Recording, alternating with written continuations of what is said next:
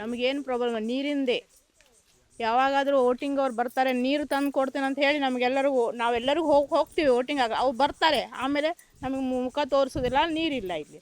ಎಲ್ಲ ಮನೆಯಲ್ಲಿ ಬಾವಿ ವೀರಿ ಇದೆ, ಉಪ್ಪು ನೀರು. ಹಾಂ, ಉಪ್ಪು ನೀರು. ನಾವು ಒಳಗಡೆ ಇರ್ತೀವಿ, ಅಲ್ಲಿ ಇರ್ತೀವಿ.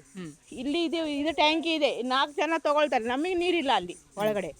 ಮೇಡಮ್, ಈ ಭಾಗದಲ್ಲಿರುವಂಥ MLA ಗಳಾಗಲಿ MP ಗಳಾಗಲಿ ಇಲ್ಲ ಅಧ್ಯಕ್ಷರುಗಳಾಗಲಿ ಏನಾದರೂ ಮಾಡ್ತೀನಿ ಅಂತ ಹೇಳಿದಾರ? ಮಾಡ್ತೀನಿ ಅಂತ ಹೇಳ್ತಾರೆ, ಬರೋದೇ ಇಲ್ಲ ಮಾತು. ಅವ್ರು ಬಂದು ಹೋದ್ರು ಆಯ್ತು. ಈಗ MP ಎಲೆಕ್ಷನ್ ಬರ್ತಾ ಇದೆ, ಯಾರು ಬಂದರೆ ಒಳ್ಳೇದು ಮಾಡ್ಬೋದು, ಡೆವಲಪ್ಮೆಂಟ್ ಮಾಡ್ಬೋದು ಈ ಭಾಗದಲ್ಲಿ? ಅದು ನಮಗೆ ಈಗ ಬರ್ತೀವಿ ಅಂತ ಬರ್ತೀವಿ, ನಾವು ತಗೊಂಡು ಬರ್ತೀವಿ ಅವರಿಗೆ.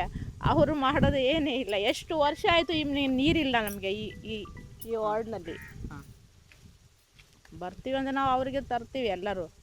ಯಾರು ಬಂದರೂ ತರ್ತೀರಿ? ಓಕೆ. ನಮಗೆ ಮೊದಲು ನೀರು ಬೇಕು.